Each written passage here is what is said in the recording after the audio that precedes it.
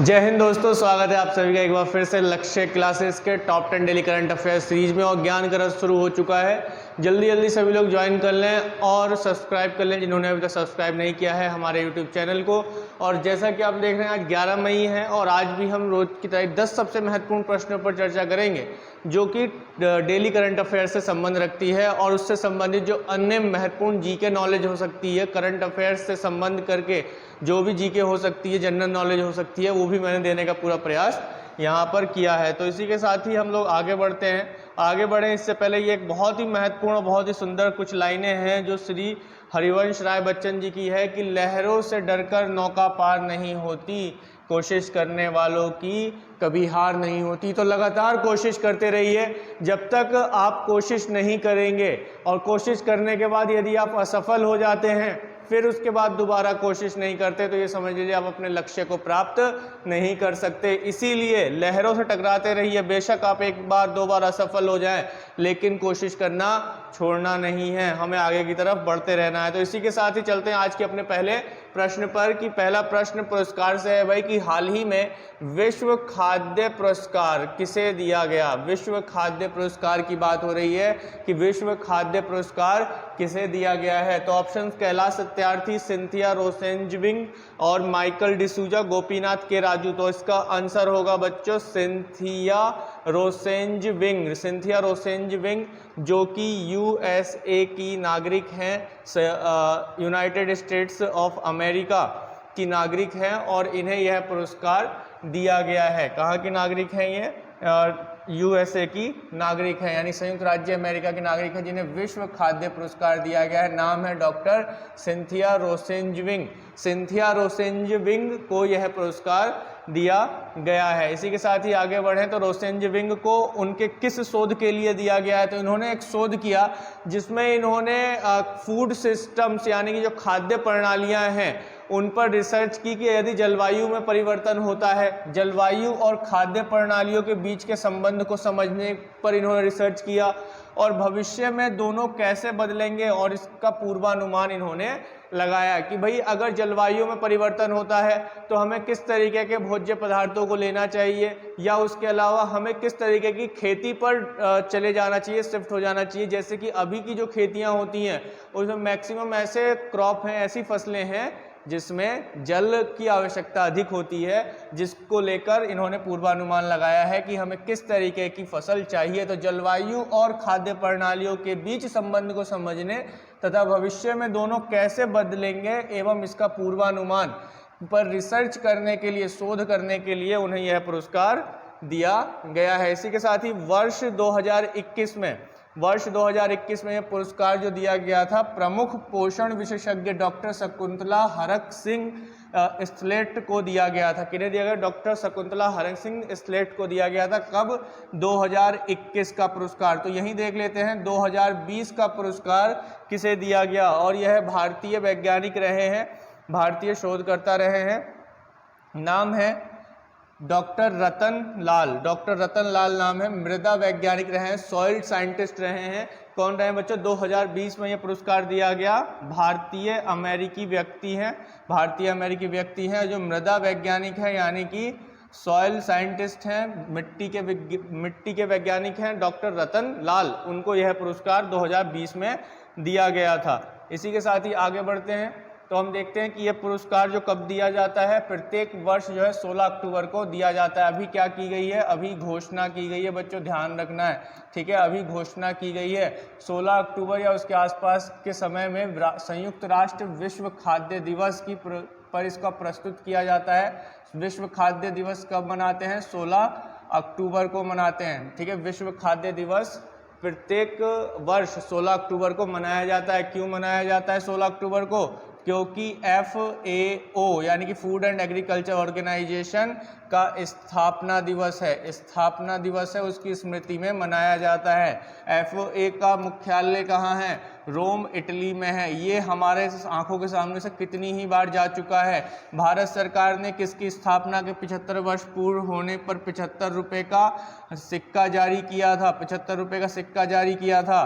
तो वह है FAO संगठन, जो कि यूनाइटेड नेशंस की एक प्रमुख एजेंसी है, यूनाइटेड नेशन की एक प्रमुख एजेंसी है। तो साथ में हमें रिवीजन भी लगातार करते रहना चाहिए।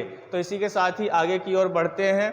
अगला पॉइंट है कि World Food Prize Foundation, World Food Prize Foundation जो है इस पुरस्कार को प्रस्तुत करता है, यानी कि इसको देता है, FAO नहीं देगा, ठीक है, FAO इस पुरस्कार को नहीं देगा, लेकिन इसकी स्थापना दिवस पर यह दिया जाता है पुरस्कार, ठीक है, जो 16 अक्टूबर को है। क्लियर है? तो ये अमेरिका के डेन मोइनेस में स्थित है। कौन? वर्ल्ड फूड प्राइज फाउंडेशन, ठीक है, वर्ल्ड फूड प्राइज फाउंडेशन जो कि विश्व खाद्य पुरस्कार प्रदान करता है, वो कहाँ है? अमेरिका के डेन माइसेन में स्थित है, अमेरिका के डेन माइसेन में स्थित है। इसी के साथ ही आगे की ओर बढ़ते हैं तो देखते हैं कि वैश्विक कृषि में अपने काम के लिए 1970 में नोबेल शांति पुरस्कार, अगर हम देखें तो विश्व खाद्य पुरस्कार की अगर हम बात करें, विश्व खाद्य पुरस्कार की बात करें तो इसकी शुरुआत किसने की थी, इसकी कल्पना किसने की थी? विश्व खाद्य पुरस्कार की कल्पना, तो इसकी कल्पना की थी doctor Norman E Borlaug, doctor Norman E Borlaug. नाम जो है बच्चे बहुत अच्छे से ध्यान रख लेना, क्योंकि अगर हम बोलें कि विश्व में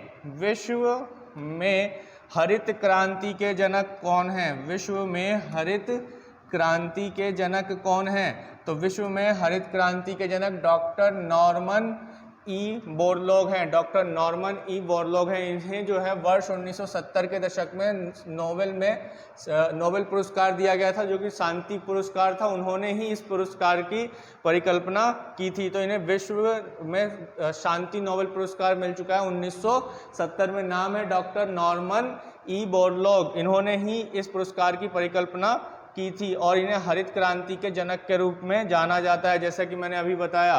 तो विश्व खाद्य पुरस्कार की शुरुआत जो हुई वो कब हुई? 1986 में हुई, और 1987 में इसे पहली बार वितरित किया गया, और इसको पाने वाले जो थे वो पहले व्यक्ति जो थे वो भारतीय ही थे, जो भारत में हरित क्रांति के जनक कहे जाते हैं, भारत में हरित क्रांति के जनक कहे जाते हैं, ठीक है, हरित क्रांति के जनक भारत में कौन है? भारत में कौन है? MS स्वामीनाथन, MS स्वामीनाथन जो हैं वह भारत में हरित क्रांति के जनक हैं।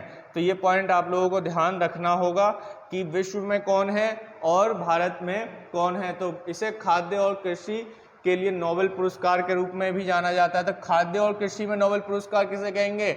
विश्व खाद्य पुरस्कार को, ठीक है, विश्व खाद्य पुरस्कार को। नोबेल पुरस्कार खाद्य और कृषि के लिए विश्व खाद्य पुरस्कार होगा। इसी के साथ ही देखें तो doctor MS Swaminathan, doctor MS Swaminathan जिन्हें भारत में किसके लिए जाना जाता है? हरित क्रांति के लिए जाना जाता है, हरित क्रांति के जनक के रूप में जाना जाता है। तो वर्ष 1987 में इस पुरस्कार को प्राप्त करने वाले पहले व्यक्ति बने और पहले भारतीय भी रहे। तो यहाँ तक बात क्लियर हो जानी चाहिए, एकदम क्रिस्टल क्लियर, सारी चीज़ें एक दूसरे से लिंक है, बस इनको जो है एक साथ लेकर चलते रहना है ताकि आप लोगों को ध्यान रहे। इसके साथ ही अब हम देख लेते हैं फटाक से कि वर्ष 2022 में अभी तक जो कुछ प्रमुख पुरस्कार दिए गए हैं, सही से देख लेना, सही से नोट डाउन कर लेना, नहीं तो ये सारी चीज़ें छूट गई तो फिर बाद में मत कहना कि भाई ये हुआ नहीं या फिर याद नहीं हो पाया किसी वजह से। तो भाई पहला देखो कितना अच्छा पुरस्कार है, एकदम बहुत ही इंपॉर्टेंट है ये, और इसको पूछे जाने की पूरी संभावना है पेपर में कि सुभाष चंद्र आपदा प्रबंधन पुरस्कार 2022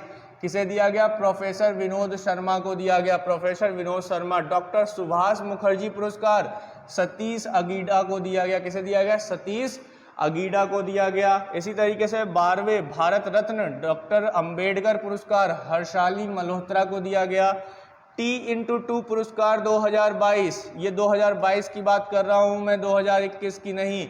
2022 में सत्यमंगलम टाइगर रिजर्व को दिया गया, नहीं तो इससे पहले किसे दिया गया था? इससे पहले दिया गया था पीलीभीत टाइगर रिजर्व को, पीलीभीत टाइगर रिजर्व को, जो कि किस राज्य में है? उत्तर प्रदेश में है। किस में है? उत्तर प्रदेश में है। अभी 2022 वाला T/2, ठीक है, T/2 टाइगर रिजर्व का पुरस्कार किसको दिया गया है? सत्यमंगलम टाइगर रिजर्व को दिया गया है। और ये टाइगर रिजर्व कहाँ है? ये टाइगर रिजर्व तमिलनाडु में है। कहाँ है? तमिलनाडु में है यह टाइगर रिजर्व। यह टाइगर रिजर्व तमिलनाडु में स्थित है। इसके अलावा अगर हम देखें तो असम वैभव पुरस्कार से रतन टाटा को सम्मानित किया गया। रतन टाटा को सम्मानित किया गया जो कि टाटा ग्रुप के सीईओ और टाटा ग्रुप के मालिक हैं। ठीक है। इसके अलावा नेताजी पुरस्कार 2022 ये शिंजो आबे जो कि जापान के पूर्व प्रधानमंत्री हैं। कौन है? जापान के पूर्व प्रधानमंत्री शिंजो आबे, उनको जो है नेताजी पुरस्कार 2022 से सम्मानित किया गया है। ठीक है। असम वैभव पुरस्कार रतन टाटा, T×2 पुरस्कार 2022 सत्यमंगलम टाइगर रिजर्व, ये सभी जो पुरस्कार हैं 2022 में दिए गए पुरस्कार हैं। तो अच्छे से नोट डाउन कर लो। नोट डाउन नहीं कर रहे हो तो स्क्रीनशॉट ले लो और स्क्रीनशॉट लेकर बाद में अच्छे से नोट डाउन कर लेना। ठीक है। हमें जल्दी जल्दी काम करना है, अपना निपटाना है। फटाफट चलते हैं अगले पुरस्कार पर। वोल्ट्जमैन मेडल पुरस्कार प्रोफेसर दीपक धर, और ये पुरस्कार पाने वाले ये पहले भारतीय बने। रामानुज पुरस्कार ये युवा गणितज्ञ को दिया जाने वाला पुरस्कार है। किसको? युवा जो गणितज्ञ हैं, गणितज्ञ युवा गणितज्ञ जो हैं उनको दिया जाने वाला पुरस्कार है रामानुज पुरस्कार, जो किसे मिला है? प्रोफेसर नीना गुप्ता को मिला है। इसी के अलावा स्पोर्ट्स आइकॉन पुरस्कार सुरेश रैना जो कि क्रिकेट खिलाड़ी हैं। एबल पुरस्कार 2022 डेनिस पर्नेल सुलीवन को दिया गया है। और इसके बाद का तो आप लोगों को मैं पहले भी कई बार बता चुका हूँ। पहला लता दीनानाथ मंगेशकर पुरस्कार पीएम मोदी। व्हीटली गोल्ड पुरस्कार चारुदत्त मिश्र, ये पर्यावरण के लिए दिया जाने वाला पुरस्कार है। ठीक है, जो कि चारुदत्त मिश्र को दिया गया है। हिम तेंदुओं के संरक्षण के संबंध में हिम तेंदुआ हाल ही में किस केंद्र शासित प्रदेश का राजकीय पशु घोषित किया गया था? लद्दाख का। किसका घोषित किया गया था? लद्दाख का। इस पॉइंट को ध्यान रखना है। इसके अलावा चैंपियन ऑफ द अर्थ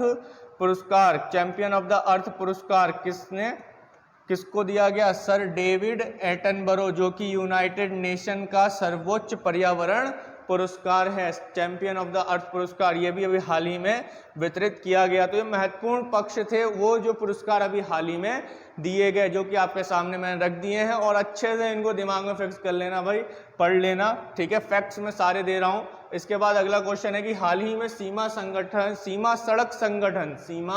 सड़क संगठन का स्थापना दिवस कब मनाया गया? एसएसएस का यानी कि सीमा सड़क संगठन का स्थापना दिवस, अंग्रेजी में इसे बोलते हैं बॉर्डर रोड्स ऑर्गेनाइजेशन, BRO।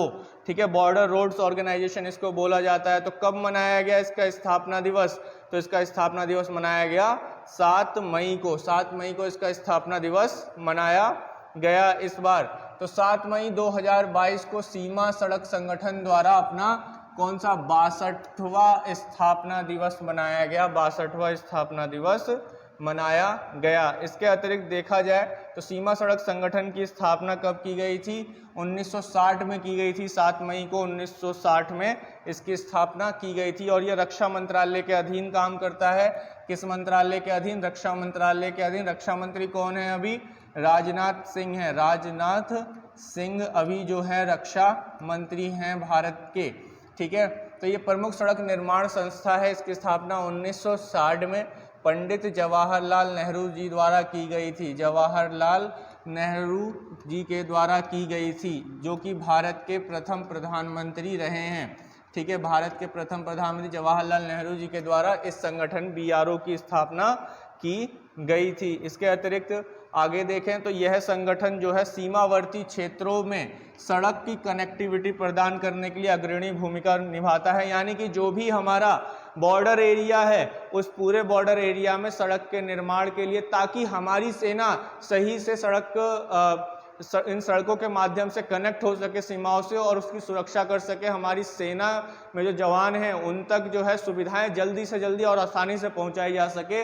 तो उसके लिए यह एक कनेक्टिविटी प्रदान करने के लिए महत्वपूर्ण भूमिका निभाता है। और इसने न केवल भारत की सीमाओं पर सड़क बनाए हैं, बल्कि कुछ पड़ोसी देशों या कहा जाए मित्र देशों में भी सड़कों का निर्माण उसने किया है। तो सीमा सड़क संगठन ने भूटान, म्यांमार, अफगानिस्तान आदि मित्र देशों में भी जो है सड़कों का निर्माण किया है। ठीक है, इसके अतिरिक्त देखें तो इसके महानिदेशक अभी कौन है? Lieutenant general Rajiv Chaudhary. ठीक है, राजीव चौधरी, लेफ्टिनेंट जनरल राजीव चौधरी इसके कौन है? लेफ्टिनेंट जनरल राजीव चौधरी इसके महानिदेशक है। ध्यान रख लेना, इंपॉर्टेंट है भाई, एकदम लल्लन टॉप पॉइंट है और टॉप पॉइंट है। ठीक है, लल्लन टॉप बेस्ट पॉइंट है। ठीक है, तो इसको याद रख लेना है अच्छे से। इसके अतिरिक्त अगर देखा जाए, आ जाते हैं पॉइंट पर कुछ, कि इसका मुख्यालय कहाँ है? नई दिल्ली। संस्थापक जवाहरलाल नेहरू रहे।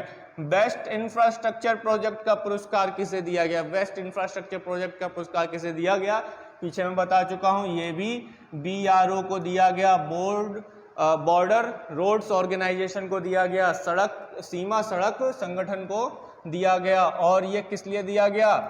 अटल सुरंग के निर्माण के लिए, अटल सुरंग के निर्माण के लिए यह पुरस्कार दिया गया। किसे? बेस्ट इंफ्रास्ट्रक्चर प्रोजेक्ट पुरस्कार दिया गया। किसे? BRO को दिया गया। ठीक है, अटल सुरंग के लिए। और ये कहाँ है? पीर पंजाल श्रेणी में स्थित है। पीर पंजाल श्रेणी में स्थित है। पीर पंजाल श्रेणी ये हिमालय की एक श्रेणी है, हिमालय पर्वत श्रृंखला की एक श्रेणी है। और यह किस राज्य में है अटल सुरंग? तो यह है हिमाचल प्रदेश में है। हिमाचल प्रदेश में है, यह है हिमाचल प्रदेश में। ठीक है, क्लियर है यहाँ तक? तो ये सारी कहानी मैं पीछे भी बता चुका हूँ और इसको रिवाइज करना हमारे लिए जरूरी हो जाता है और मैं रेगुलर रिवाइज कराता हुआ चल रहा हूँ। इसके अतिरिक्त कुछ प्रमुख दिवस: विश्व प्रवासी दिवस, विश्व रेड क्रॉस दिवस, विश्व थैलेसीमिया दिवस। तो ये जो आएंगे ये तीनों के तीनों 8 मई को मनाए जाते हैं। कब मनाए जाते हैं? 8 मई को मनाए जाते हैं। हालांकि विश्व प्रवासी पक्षी दिवस है, इसे ठीक कर लेना, यहां लिखा होना चाहिए विश्व प्रवासी पक्षी दिवस, विश्व प्रवासी पक्षी दिवस 2022। ठीक है, विश्व प्रवासी दिवस नहीं है, केवल विश्व प्रवासी पक्षी दिवस है। तो इसको ध्यान रखेंगे, विश्व प्रवासी पक्षी दिवस। तो पक्षी को ध्यान रखना है, पक्षी विश्व प्रवासी पक्षी दिवस है। ये जो मनाया जाता है ये मई के दूसरे सप्ताह की शनिवार को मनाया जाता है। इस बार जो ये आया, ये कब आया? 8 मई को आया। पिछली बार जो था 2021 में ये जो मनाया गया था वो 10 मई को मनाया गया है। क्लियर है? विश्व थैलेसीमिया दिवस ये भी जो है 8 मई को मनाया जाता है। थैलेसीमिया क्या है? थैलेसीमिया कहाँ होने वाला एक रोग है। थैलेसीमिया क्या है? एक डिजीज है जो कि एक रक्त विकार है। क्या है? रक्त विकार है। रक्त विकार यानी कि रक्त में होने वाला रोग है। किसमें? रक्त में होने वाला रोग है। इसके माध्यम से क्या होता है कि रक्त में हीमोग्लोबिन की मात्रा सामान्य से अधिक होने लगती है। ठीक है, सामान्य से अधिक होने लगती है। सामान्य से अधिक होती है कौन? किसकी मात्रा? हीमोग्लोबिन की मात्रा। इसी के साथ ही आगे की ओर बढ़ते हैं और देखते हैं कि क्या अगला पॉइंट है। महाराणा प्रताप जयंती कब मनाई जाती है? ये मनाई जाती है 9 मई को। कब मनाई जाती है बच्चों? 9 मई को मनाई जाती है। तो अच्छे से नोट डाउन करते हुए चलिए। इसी के साथ चलते हैं अगले प्रश्न पर। अगला महत्वपूर्ण प्रश्न है, खेलो इंडिया यूथ गेम्स का शुभंकर क्या है? शुभंकर क्या है? ईभा, वीरा, धाकड़ या सूर्य? देखो भाई, इन सभी शुभंकरों में से दो तो शुभंकर आप लोग जानते हैं बहुत अच्छे से, जिन्होंने रेगुलर देखा है वो जानते हैं कि ईभा जो है किसका है, वीरा किसका है। अब बचे धाकड़ और सूर्य। ठीक है, तो इसमें आंसर क्या होगा? जल्दी से कमेंट बॉक्स में आंसर दे दो जिनको पता है। धाकड़ इसका आंसर होगा। ठीक है, कौन क्या होगा? धाकड़। यानी खेलो इंडिया यूथ गेम, खेलो इंडिया यूथ गेम का जो शुभंकर है, मस्कट है, वो कौन है? धाकड़। और यहाँ पे अगर मैं वीरा की पूछूं तो वीरा किसका है? खेलो इंडिया, प्रेम से लिखते हुए चलते हैं, खेलो इंडिया यूनिवर्सिटी गेम, खेलो इंडिया यूनिवर्सिटी गेम। तो खेलो इंडिया यूनिवर्सिटी गेम का जो शुभंकर है वो कौन है, वीरा है। और ईवा किसका है, ईवा फीफा अंडर 17 वुमेन खेल का है। FIFA under 17 World Cup, women's World Cup का ईवा है, ठीक है। ईवा जो कि एक शेरनी है, वीरा जो कि क्या है, एक हाथी है। और खेलो इंडिया यूनिवर्सिटी गेम का उद्घाटन कहाँ किया गया था, कहाँ पर आयोजित किया गया था, ये बेंगलुरु में आयोजित किया गया था। तो धाकड़ जो है किसका है, खेलो इंडिया यूथ गेम का है, यूनिवर्सिटी गेम का नहीं है। देखो भाई अंतर जो है दोनों में बना के रखना है। कभी यूनिवर्सिटी गेम में यूथ गेम खेल लाओ और जो यूथ गेम्स है उसमें यूनिवर्सिटी गेम खेल के आ जाओ, तो ऐसा नहीं करना है बिल्कुल भी, ठीक है। तो धाकड़ जो है इसका क्या रहा है, शुभंकर रहा है। तो अभी हाल ही में केंद्रीय खेल मंत्री कौन है, अनुराग ठाकुर हैं। इन्होंने पंचकुला यानी कि कहाँ इसका आयोजन होगा, किस राज्य में होगा खेलो इंडिया यूथ गेम का, तो यह है हरियाणा में, हरियाणा राज्य में इसका आयोजन किया जाएगा। और कहाँ, पंचकुला में किया गया। तो ये कौन सी सीरीज है खेलो इंडिया यूथ गेम की, खेलो इंडिया यूथ गेम का चौथा यानी कि सीरीज में चौथा जो है संस्करण है, चौथा संस्करण है। कहाँ आयोजित होगा, हरियाणा में आयोजित होगा। मैं बार बार रिपीट कर रहा हूं ताकि अच्छे से समझ में आए। और इस दौरान इन्होंने इसका आधिकारिक लोगो और इसकी जर्सी, थीम गीत और शुभंकर यानी कि धाकड़ को लॉन्च किया है। किसको, धाकड़ को लॉन्च किया है। धाकड़ जो कि एक बैल है, क्या है, बैल है, ठीक है। धाकड़ को लॉन्च किया है, इसको अच्छे से ध्यान रखना है। इसके अलावा देखें तो 2018 में, ठीक है, पहला खेलो इंडिया यूथ गेम कब हुआ था, फर्स्ट दिल्ली में हुआ था। दूसरा 2019 में कहाँ हुआ था, पुणे महाराष्ट्र में हुआ था। तीसरा जो हुआ वो कहाँ हुआ, तीसरा हुआ गुवाहाटी असम में 2020 में, ठीक है। और चौथा जो होगा 2022 में होगा, कहाँ होगा, हरियाणा में होगा, पंचकुला हरियाणा, ठीक है, पंचकुला हरियाणा में होगा। क्लियर है। 2018 में कहाँ हुआ, दिल्ली में।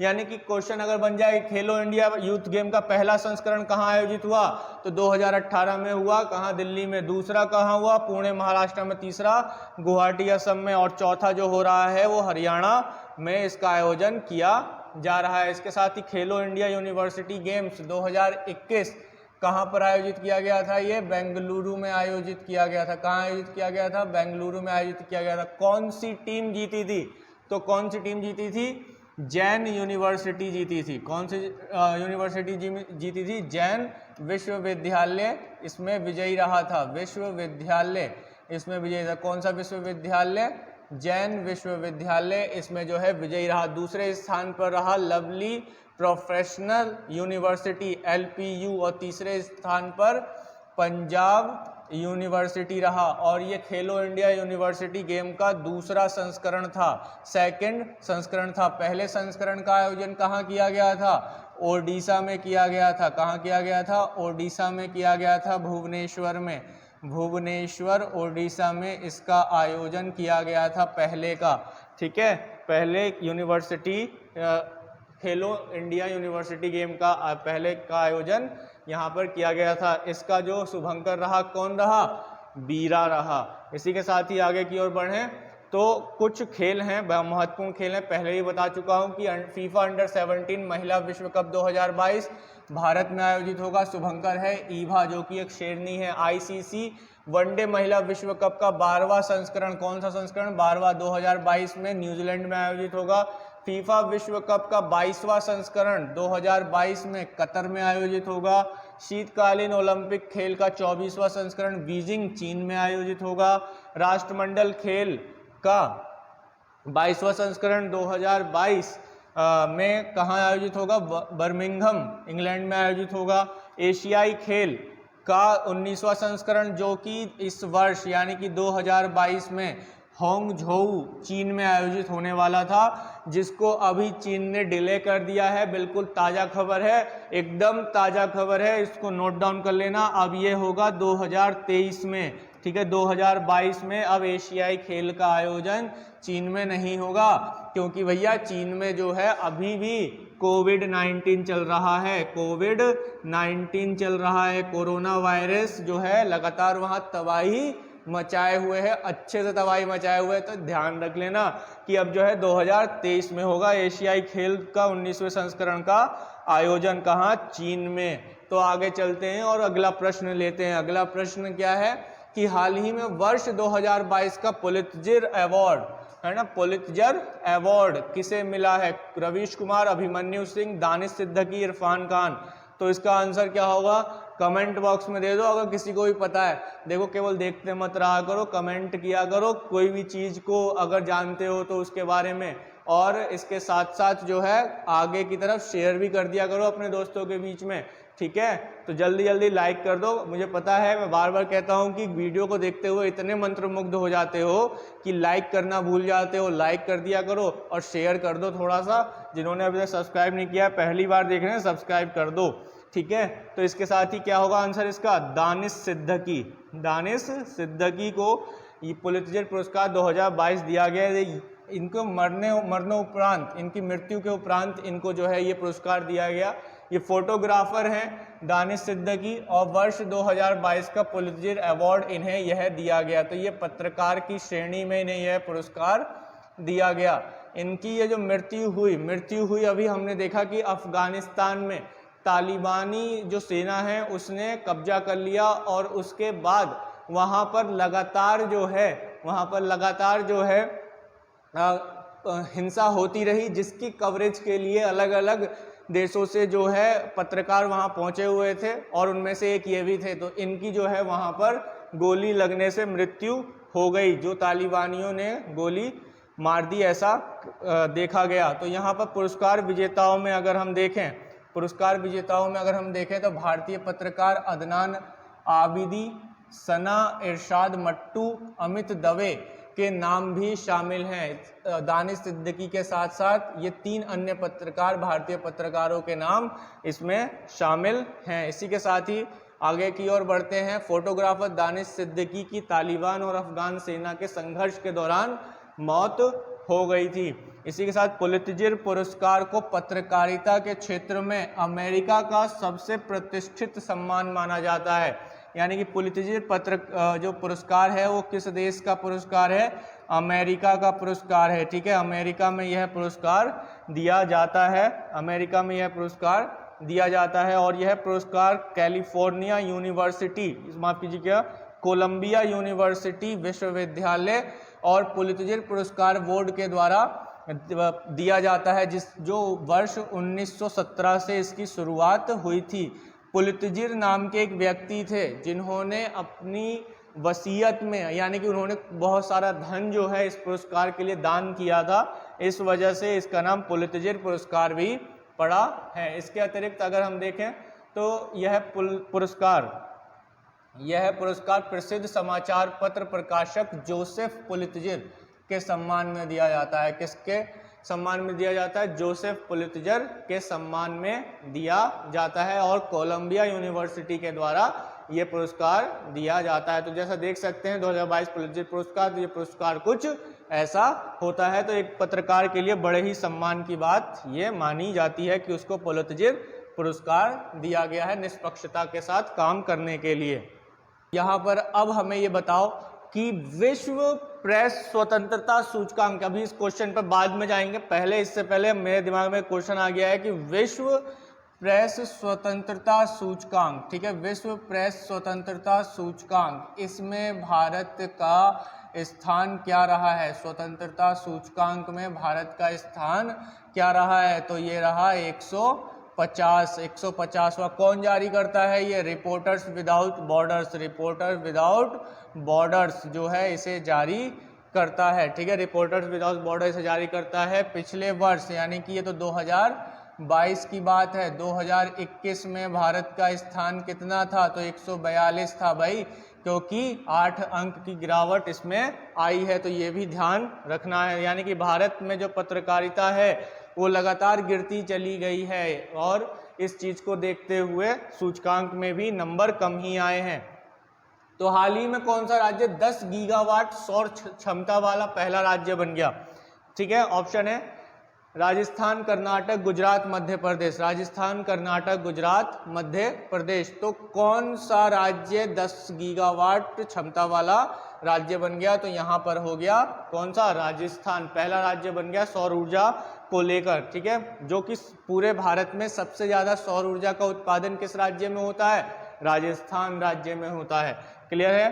तो यहाँ पे मेरकॉन इंडिया सोलर प्रोजेक्ट ट्रैकर, ये एक संस्था है मेरकॉन जो इंडिया सोलर प्रोजेक्ट ट्रैकर पर काम कर रहा है। इस एक रिपोर्ट जारी की इसने, जिसमें राजस्थान देश का पहला राज्य बन गया है जो 10 गीगावाट सौर ऊर्जा क्षमता का उत्पादन कर रहा है। इतना उत्पादन कोई और राज्य नहीं कर रहा है सौर ऊर्जा में। तो राजस्थान में कुल मिलाकर देखा जाए तो 32.5 गीगावाट स्थापित बिजली क्षमता है, ठीक है। किसको लेकर?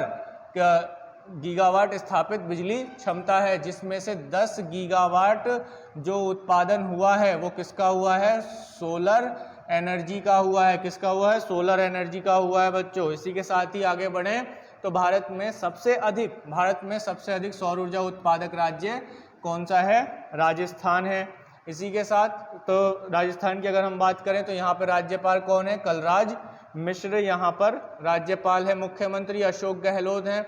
लोकसभा में सीटों की संख्या 25 है, राज्यसभा में 10 है, विधानसभा में 200 सीटें हैं। इसके अतिरिक्त आगे बढ़ें तो मैप पर एक बार देखना जरूरी है कि भाई कौन सा राज्य कहाँ पर है, तो इसीलिए पहले हम मैप देख लेते हैं। पॉलिटिकल मैप है भाई, ठीक है। बहुत से ऐसे स्टूडेंट होते हैं जिनको पता नहीं होता है कि पॉलिटिकल है या फिजिकल मैप है। तो भाई जिसमें राज्य दिखाए जाएं, जिसमें क्या दिखाए जाएं बच्चों? राज्य दिखाए जाएं, उनकी सीमाएं स्पष्ट रूप से दिखाई दे, रंग बिरंगा इस तरीके से कलरफुल हो, तो वो कौन सा होगा? वो पॉलिटिकल मैप होगा, राजनीतिक मानचित्र होगा।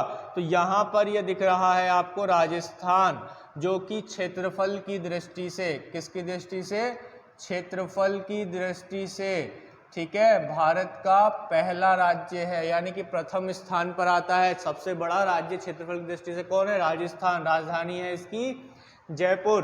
क्लियर है? इसकी अगर सीमाएं देखें तो किस किस के साथ लगती है? इसकी सीमा जो लगती है वो भारत के साथ, भारत के अन्य राज्यों के साथ तो लगती है, उसके अतिरिक्त पाकिस्तान के साथ भी इसकी अंतर्राष्ट्रीय सीमा साझा होती है। अगर ऐसे देखें तो पंजाब के साथ, हरियाणा के साथ, उत्तर प्रदेश के साथ, मध्य प्रदेश के साथ, गुजरात के साथ, इन राज्यों के साथ इसकी सीमा लगती है, यानी कि 5 राज्यों के साथ इसकी सीमा रखती है। किसकी? राजस्थान की। तो भाई राजस्थान का मैप कुछ ऐसा होता है और ऐसा है। तो इसी के साथ ही आगे की ओर बढ़ते हैं कि भारत में विद्युत ऊर्जा की अगर हम बात करें तो भारत में विद्युत ऊर्जा विश्व में कुल उत्पादन एवं उपभोग में 5वें स्थान पर है। अगर हम फर्स्ट की बात करें, किसकी बात करें? प्रथम की बात करें तो प्रथम कौन सा देश होगा? यूएसए होगा। उत्पादन और उपभोग की दृष्टि से भारत 5वें स्थान पर आता है विद्युत ऊर्जा के, लेकिन जो यूएसए है, यूनाइटेड स्टेट्स ऑफ अमेरिका, वो पहले स्थान पर आता है। सर्वाधिक विद्युत ऊर्जा का उत्पादन भारत में कौन करता है? महाराष्ट्र राज्य करता है। इसके अतिरिक्त अगर देखा जाए तो हिमाचल प्रदेश जो है सबसे अधिक जल विद्युत उत्पादन करने वाला राज्य है। कौन सा राज्य? हिमाचल प्रदेश। नोट डाउन करते रहना मेरे प्यारों, ठीक है। सर्वाधिक पवन ऊर्जा का उत्पादन करने वाला राज्य तमिलनाडु, पवन ऊर्जा का उत्पादन करता है, ठीक है। सबसे ज्यादा उत्पादन पवन ऊर्जा कौन करता है? तमिलनाडु राज्य करता है। 100% ग्रामीण विद्युतीकरण, क्या 100% ग्रामीण विद्युतीकरण वाला पहला राज्य हरियाणा। संख्या के आधार पर सर्वाधिक ग्राम विद्युतीकरण उत्तर प्रदेश में हुआ है। इसके अलावा भारत में अगर देखा जाए तो सर्वप्रथम विद्युत आपूर्ति 1897 में दार्जिलिंग में की गई थी। किसमें की गई थी? दार्जिलिंग में। यानी कि अगर देखा जाए भारत में कहीं पर बल्ब जला पहली बार, है ना, भारत में अगर कहीं पर बल्ब जला पहली बार तो कहाँ जला? दार्जिलिंग में जला, जो कि अभी किस राज्य में आता है? अभी यह है पश्चिम बंगाल में आता है। किस में आता है बच्चों? पश्चिम बंगाल राज्य में आता है अभी वर्तमान में। और कब जलाया गया बल्ब वहाँ पे पहली बार? 1897 में, यानी कि विद्युत आपूर्ति पहली बार भारत में दार्जिलिंग में 1897 में की गई थी। इसी के साथ चलते हैं अगले और एक और सबसे महत्वपूर्ण प्रश्न, लल्लन टॉप प्रश्न पर, कि सुर्खियों में रहा आसानी चक्रवात। भैया चक्रवात आने वाले हैं, ठीक है, चक्रवातों का मौसम चल रहा है, क्योंकि सूर्य जो है क्या हो रहा है? उत्तरायण हो रहा है। उत्तरायण हो रहा है का मतलब क्या हो गया कि सूर्य जो है अब विश्व मकर रेखा से कर्क रेखा की ओर शिफ्ट हो रहा है, यानी कर्क रेखा पर आ रहा है। और 21 जून को इस दिन कौन सा दिवस मनाया जाता है? जल्दी से कमेंट बॉक्स में डालो, इस दिन दिवस कौन सा मनाया जाता है? 21 जून को जो है विश्व या अंतर्राष्ट्रीय योग दिवस को मनाया जाता है। अंतर्राष्ट्रीय योग दिवस को मनाया जाता है, ठीक है। तो ये कर्क रेखा है, क्या है? कर्क रेखा। और ये जो कर्क रेखा है इस पर 21 जून को अंतर्राष्ट्रीय दिवस मनाया जाता है, 21 जून को। तो यहाँ हम लोग देख रहे हैं कि 21 जून को अंतर्राष्ट्रीय योग दिवस मनाया जाता है। कर्क रेखा पर सूर्य की किरणें जब सीधी पड़ती हैं तो इसे हम उत्तरायण कहते हैं। तो यहाँ पर अब जब ये उत्तरायण होगा तब क्या होगा कि बंगाल की खाड़ी में, अरब सागर में, समुद्र में क्या होगा? चक्रवात की स्थिति उत्पन्न होनी शुरू हो जाएगी। चक्रवात की स्थिति उत्पन्न होनी शुरू हो जाएगी। तो अभी जो चक्रवात आया है कि सुर्खियों में रहा आसानी चक्रवात का नामकरण किसने किया है?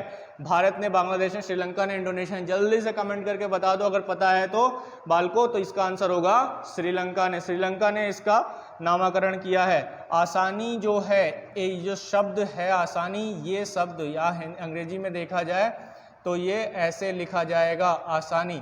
ये आसानी जो शब्द है इसका अर्थ होता है क्रोध, ठीक है। इसका अर्थ क्या होता है? क्रोध। और ये सिंघली भाषा का शब्द है। किसका? सिंघली भाषा का शब्द है, जो कि हम लोग देखते हैं कि श्रीलंका में सिंघली भाषा बड़े पैमाने पर बोली जाती है। तो आसानी चक्रवात की उत्पत्ति अभी बंगाल की खाड़ी में हुई, जो इस सीजन का पहला चक्रवात है ये, ठीक है। 2022 में आया भारत में पहला चक्रवात है। इसके अतिरिक्त ये क्या है? एक उष्ण कटिबंधीय चक्रवात है, ठीक है। कैसा चक्रवात है? उष्ण कटिबंधीय चक्रवात है। उष्ण कटिबंधीय चक्रवात अगर हम देखेंगे तो उष्ण कटिबंधीय चक्रवात कौन से चक्रवात होंगे?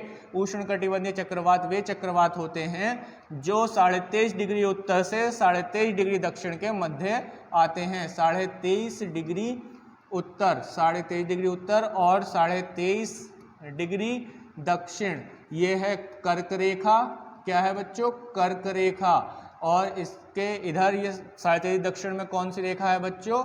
मकर रेखा। कौन सी रेखा है? मकर रेखा है। और 0 डिग्री पर भूमध्य रेखा है। भूमध्य रेखा क्या काम करती है? पृथ्वी को 2 समान भागों में बांटती है। या विषुवत रेखा, equator, tropic of Cancer, tropic of Capricorn और इक्वेटर, इस पूरे क्षेत्र को हमने क्या बोला? उष्ण कटिबंधीय क्षेत्र बोला। तो यहाँ पर आने वाले जो चक्रवात हैं उसे हम क्या बोलते हैं बच्चों? उष्ण कटिबंधीय चक्रवात बोलते हैं। तो जो ये उष्ण कटिबंधीय चक्रवात हैं ये कहाँ आएंगे?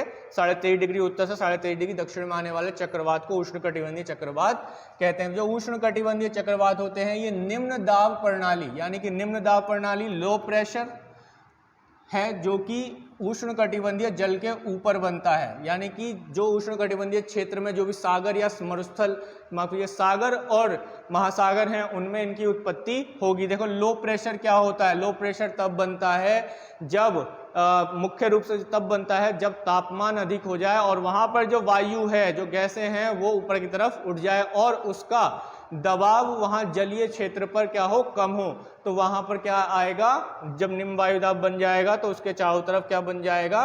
लो प्रेशर बन जाएगा। देखो ये बहुत ही बड़ा अच्छा कंसेप्ट है, low pressure to high pressure. तो एक बात और ध्यान रखना कि जो पवन चलती है, पवन कैसे चलती है? हाई प्रेशर से लो प्रेशर की तरफ चलती है। इस बात को ध्यान रखना है, ठीक है। पवन और वायु में क्या अंतर है? एयर एंड विंड में पवन जो है चलायमान होगी, हाई प्रेशर से लो प्रेशर की तरफ तेजी से जा रही होगी, लेकिन वायु जो है स्थिर होती है। वायु क्या होती है?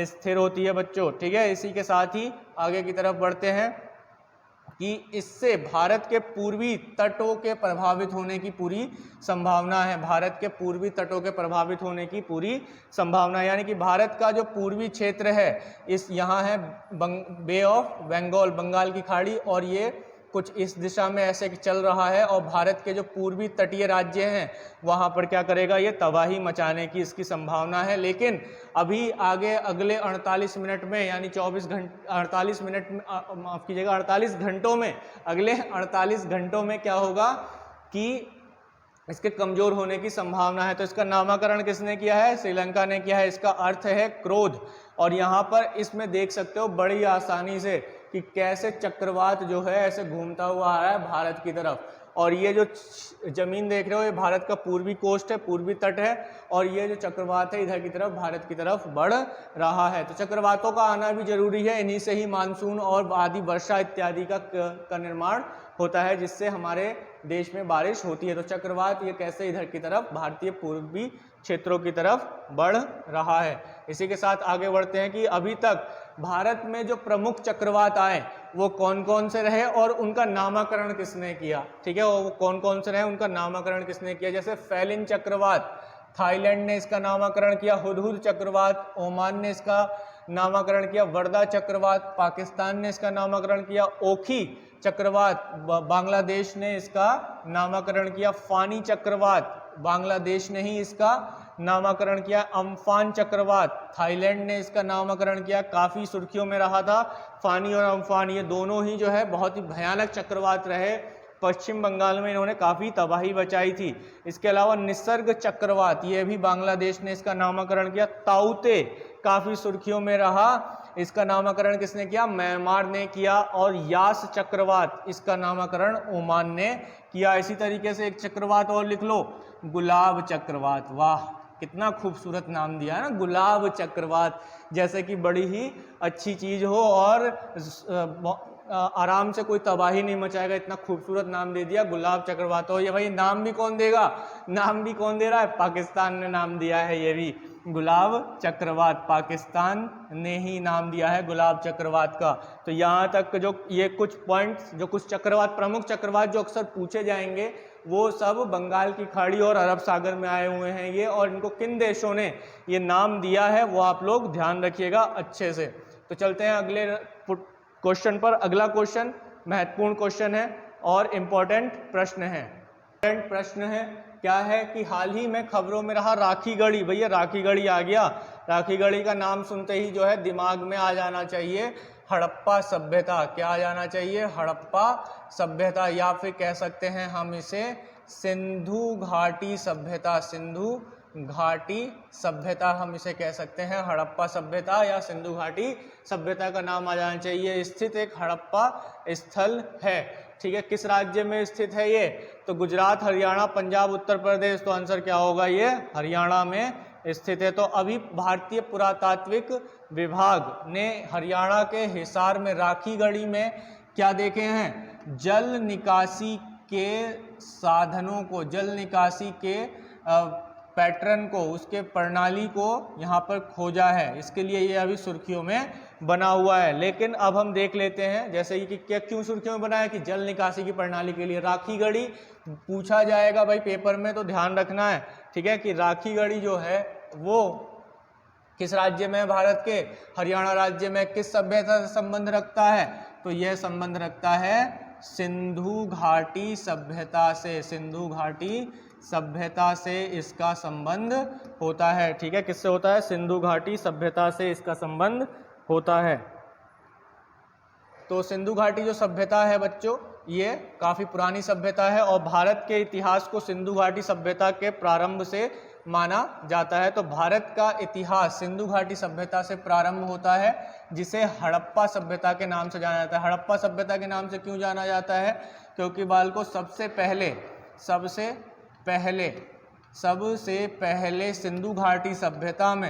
सिंधु घाटी सभ्यता में किस नगर की खोज की गई थी, हड़प्पा नगर की खोज की गई थी। तो भाई यहाँ पर क्वेश्चन बन जाते हैं कौन कौन से नगर खोजे गए थे और वो जो नगर रहे उनकी खोज किसने की थी, किस वर्ष खोज हुई थी इत्यादि। इन पर प्रश्नों पर हम लोग जो है चर्चा कर लेते हैं एक एक करके, लेकिन उससे पहले हमें ये जानना होगा कि सिंधु घाटी जो सभ्यता है ये मिस्र की सभ्यता, मेसोपोटामिया की सभ्यता और चीन की सभ्यता, इन सब में सबसे बड़ी प्राचीन नगरीय सभ्यता थी और इनके समकालीन थी।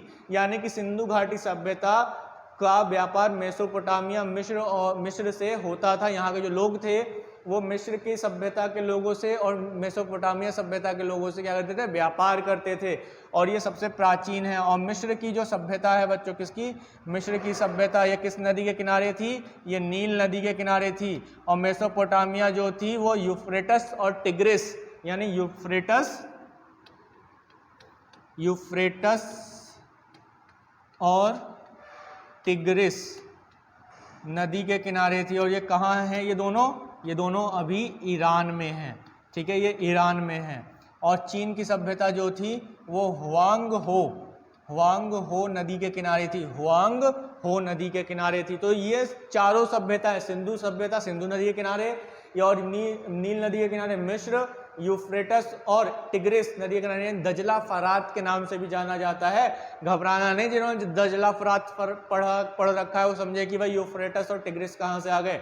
तो ये दजला फरात यानी मेसोपोटामिया की जो सभ्यता थी ईरान में, चीन की सभ्यता हुआंग हो में शामिल है। तो इसी के साथ ही आगे की ओर बढ़ते हैं, कुछ और महत्वपूर्ण लाइन्स पॉइंट्स को देखते हैं। तो भाई बहुत ही महत्वपूर्ण पॉइंट्स है कि भारतीय पुरातत्व विभाग 1924 में जो किसके काल में है, ये ब्रिटिश काल में, और ब्रिटिश काल में जो भारतीय पुरातत्व विभाग के डायरेक्टर थे, नाम था जनरल जॉन मार्शल ने 1924 में सिंधु घाटी की एक नई सभ्यता की खोज की घोषणा की थी। इन्होंने घोषणा की थी। लेकिन अब आगे बढ़ते हैं कि भाई खोज इत्यादि अलग अलग नगरों की किसने की है। तो यहाँ पर देख लो भाई बड़े आराम से बहुत ही महत्वपूर्ण पक्ष मिलने वाला है। तो स्थल देख रहे हैं हम लोग, खोजकर्ता, इसका स्थान कहाँ है, और महत्वपूर्ण खोज। तो जैसे हड़प्पा नगर की खोज किसने की, दयाराम साहनी ने 1921 में। ये कहाँ है, पाकिस्तान के पंजाब प्रांत में मोंटोगोमरी जिले में रावी नदी के किनारे। किस नदी के किनारे, रावी नदी के किनारे है कौन, हड़प्पा नगर। और इसमें मनुष्य के शरीर के बलुआ पत्थर की मूर्ति बनी है, अन्नागार मिला है और बैलगाड़ी भी मिली है। इसके अलावा मोहनजोदड़ो, जिसे क्या कहा जाता है बच्चों, मृतकों का टिला कहा जाता है। क्या कहा जाता है, मृतकों का टिला, मोहनजोदड़ो। इसकी खोज की थी रखलदास बनर्जी ने 1922 में। देखो सबसे पहले किसकी खोज हुई 1921 में, हड़प्पा की, इसीलिए हड़प्पा सभ्यता भी कहा जाता है। ये भी पाकिस्तान में है, पंजाब प्रांत के लरकाना जिले में, सिंधु नदी के तट पर है मोहनजोदड़ो। किसके तट पर है, सिंधु नदी के तट पर है। और हड़प्पा रावी नदी के तट पर है। यहाँ पर विशाल स्नानागार सबसे महत्वपूर्ण इंपॉर्टेंट पॉइंट है भाई, लल्लन टॉप पॉइंट है, ठीक है, इससे प्रश्न बहुत बार पूछा गया है। अन्नागार पाया गया है, ठीक है। कांसे की नर्तकी की मूर्ति इंपॉर्टेंट है भाई, स्टार लगा लेना, टॉप बना लेना इसे। पशुपति महादेव की मुहर मिली है, इंपॉर्टेंट है, ठीक है। दाढ़ी वाले मनुष्य की पत्थर की मूर्ति भाई, लल्लन टॉप, ठीक है। बुने हुए कपड़े, ये भी लल्लन टॉप। तो ये सारे महत्वपूर्ण चीजें जो है कहाँ से मिली है, मोहनजोदड़ो से मिली है। किससे मिली है, मोहनजोदड़ो से मिली है। इसके अलावा सुत कांगडोर, ये कहाँ है, स्टीन, इसकी खोज किसने की थी, स्टीन ने की थी 1929 में। और ये भी पाकिस्तान में है, पाकिस्तान के बलूचिस्तान में है। और ये दास्त नदी के किनारे पर स्थित है। हड़प्पा और बेबीलोन के बीच ये व्यापार का केंद्र बिंदु था, यानी ईरान और हड़प्पा के बीच में ये क्या था, एक केंद्र बिंदु था व्यापार का। इसी के साथ ही नोट डाउन करते रहना भाई, ठीक है, या स्क्रीनशॉट ले लेना ताकि आगे आप याद रख सको। अगला देखते हैं चहुंदड़ो, इसकी खोज की थी NG मजूमदार ने 1931 में। ये सिंधु नदी के किनारे है, पाकिस्तान के सिंध प्रांत में। यहाँ पे मनके बनाने की दुकानें, बिल्ली का पीछा करते हुए कुत्ते के पदचिन्ह भी मिले हैं यहाँ पर। आमरी नामक जगह NG मजूमदार ने ही खोज की है 1935 में, सिंधु नदी के तट पर है ये पाकिस्तान में। और यहाँ पर हिरन के साक्ष्य मिले हैं। कालीबंगा घोष ने इसकी खोज की है 1953 में, राजस्थान में घग्गर नदी के किनारे है। अग्नि की वेदिकाएं इंपॉर्टेंट है, ऊंट की हड्डियां इंपॉर्टेंट है, लकड़ी का हल महत्वपूर्ण है, ये मिला है। लोथल बहुत ही महत्वपूर्ण जगह है, आर राव ने 1953 में इसकी खोज की। ये कहाँ है? गुजरात के कैम्बे की खाड़ी, या इसे कहा जाता है खंभात की खाड़ी। ये भारत के गुजरात राज्य में स्थित है, भारत के गुजरात राज्य में स्थित है, जो भोगवा नदी के किनारे है। किस नदी के किनारे है? भोगवा नदी के किनारे है। मानव निर्मित बंदरगाह गोदीवाड़ा, चावल की भूसी, अग्निवेदिका, शतरंज का खेल यहाँ पर मुख्य रूप से पाए गए हैं। तो ये माना जाता है लोथल जो है सिंधु घाटी सभ्यता का क्या है? एक बंदरगाह है। लोथल सिंधु घाटी सभ्यता का एक बंदरगाह है, जहाँ से मेसोपोटामिया सभ्यता इत्यादि से या अरब देशों के साथ व्यापार किया जाता रहा होगा, ऐसा अनुमान लगाया जाता है। इसके बाद अगला नगर है सुरकोटदा। जेपी जोशी ने 1964 में इसे खोजा, जो कि गुजरात में है। यहाँ पर घोड़े की हड्डियाँ और मनके मिले हैं। बनावली, ये RS विष्ट ने 1974 में इसकी खोज की है, हरियाणा के हिसार जिले में है। मनके, जौ के दाने, हड़प्पा पूर्व और हड़प्पा संस्कृतियों के स्पष्ट साक्ष्य जो है यहाँ से प्राप्त हुए हैं। इसके अतिरिक्त धौलावीरा को RS विष्ट ने ही खोजा, जो कि 1985 में खोजा है, 1985 में खोजा है। ये गुजरात के कच्छ के रण में स्थित है और ये जल निकासी प्रबंधन के लिए बहुत ही महत्वपूर्ण है और जल कुंड भी यहाँ पर पाया है। जल को बचाकर रखने की प्रणाली केवल और केवल धौलावीरा नगर में ही मिलती है। किसमें मिलती है? धौलावीरा नगर में। और यह 40वां यूनेस्को वर्ल्ड हेरिटेज साइट भी है। यूनेस्को वर्ल्ड हेरिटेज साइट भी है, विश्व विरासत स्थल भी है। ये मैंने आप लोगों को बताया था। और सिंधु घाटी सभ्यता का एकमात्र नगर है और ये पहला नगर है जिसे यूनेस्को विश्व विरासत स्थल में शामिल किया गया। 40वां कहाँ का? भारत का 40वां विश्व विरासत स्थल है। तो ये कुछ महत्वपूर्ण नगर हैं जिनसे प्रश्न आपके बन सकते हैं। अगला प्रश्न कि कौन नए सूचना प्रौद्योगिकी सचिव नियुक्त किए गए? बहुत ही महत्वपूर्ण और लल्लन टॉप प्रश्न है कि कौन नए सूचना प्रौद्योगिकी और सचिव नियुक्त किए गए। देखो भाई, प्रश्न तो बनते ही हैं नियुक्तियों से, तो मैं नियुक्तियां एक साथ ही डाल देता हूं हमेशा। तो इसका आंसर क्या होगा? इसका आंसर होगा अलकेश शर्मा। अलकेश शर्मा जो है सूचना प्रौद्योगिकी सचिव नियुक्त किए गए हैं।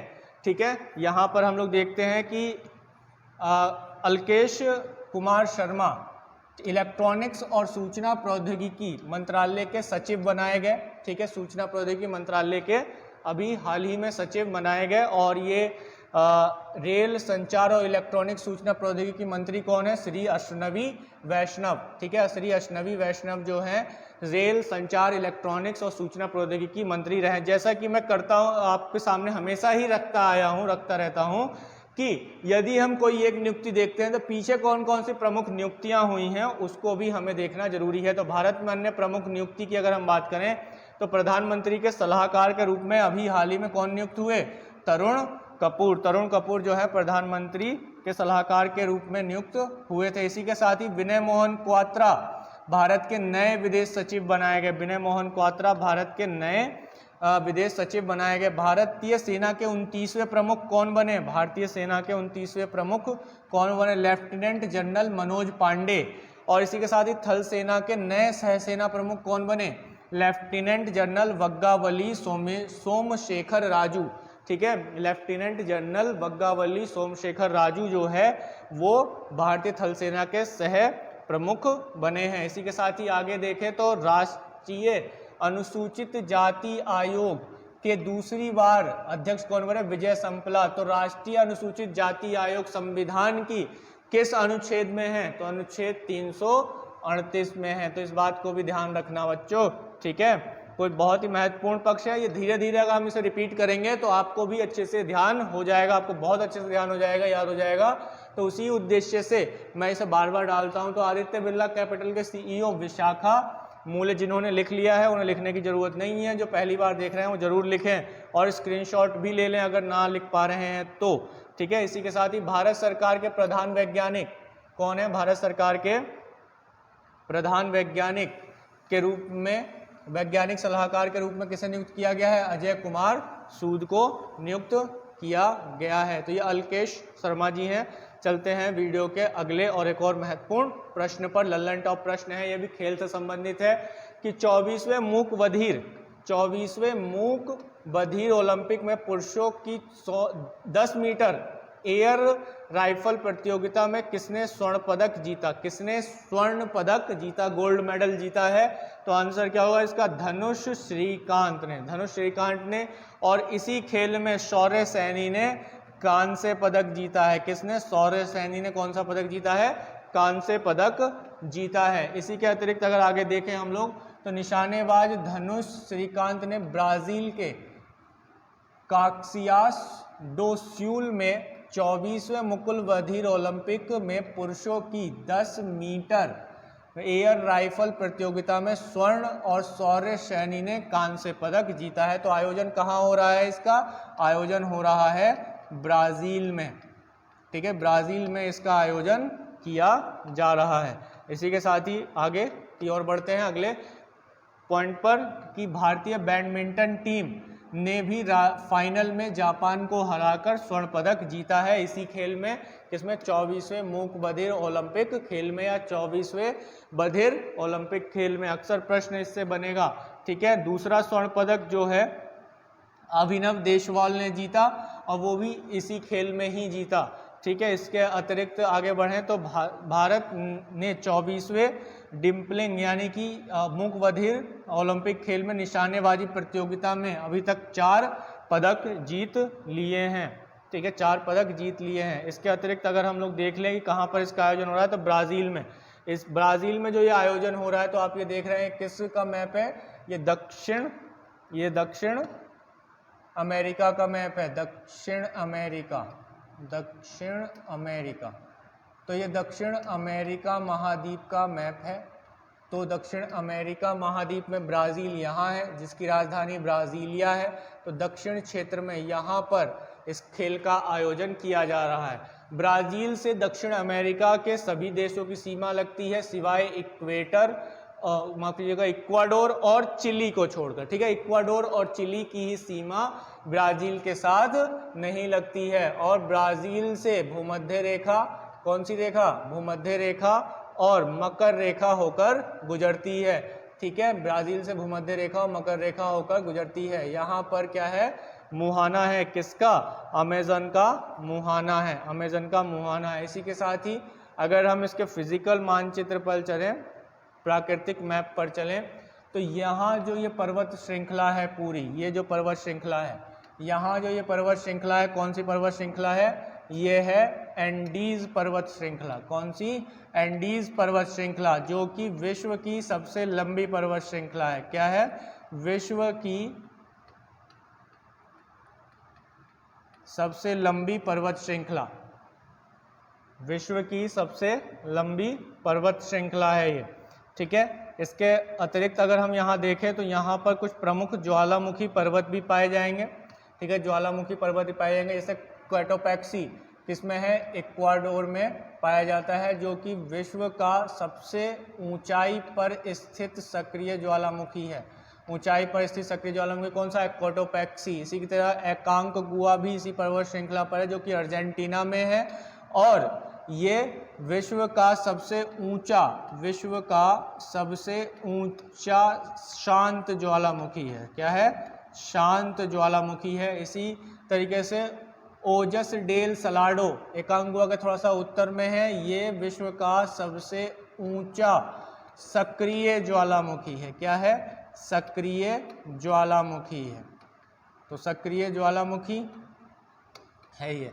क्लियर है यहाँ तक? तो इसी के साथ ही चलते हैं दोस्तों अगले प्रश्न पर, अगले कुछ महत्वपूर्ण पॉइंट पर कि कौन से हमारा क्वेश्चन है।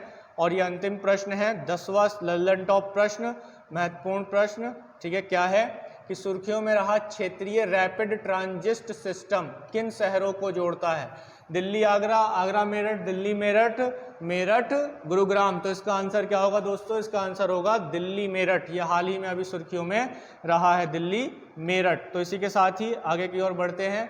अभी भारत के पहले क्षेत्रीय रैपिड ट्रांजिट सिस्टम की पहली ट्रेन को हाल ही में राष्ट्रीय राजधानी क्षेत्र परिवहन निगम को सौंप दिया गया है। ये एक तरीके का सेमी हाई स्पीड, ये जो है ये ट्रेनें 100% स्वदेशी हैं, इनका भारत में ही निर्माण हुआ है।